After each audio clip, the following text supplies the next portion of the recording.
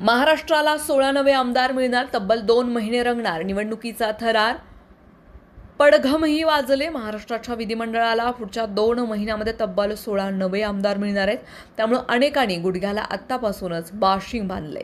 या 16 पैकी 14 विधान परिषदेमध्ये केवळ 2 सदस्य विधानसभेसाठी निवडले जाणार आहेत. विशेष म्हणजे यातील काही ठिकाणी निवडणुकीची प्रक्रिया सुरू देखील झाली. महाराष्ट्राच्या विधान परिषदेमधील विधानसभेतून निवडून गेलेल्या 9 आमदारांचा कार्यकाळ येत्या 13 मे रोजी संपत आहे. त्यासाठी 15 एप्रिलच्या आसपास निवडणूक जाहीर होणार आहे. याशिवाय काँग्रेसच्या आमदारकीचा राजीनामा देऊन भाजपमध्ये प्रवेश केलेल्या प्रज्ञा सातव यांचीही जागा सध्या रिक्त आहे.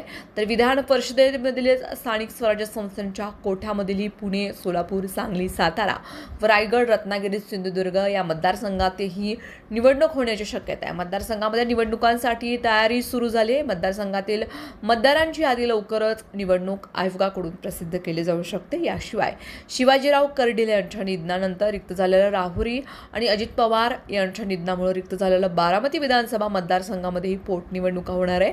कर्डिले यांचं 17 ऑक्टोबर रोजी निधन झालंय. नियमानुसार 6 महिन्याच्या आत पोटनिवडणुका घ्यावी लागते. त्यानुसार 17 एप्रिलपूर्वी इथली निवडणूक प्रक्रिया पूर्ण होणं आवश्यक आहे.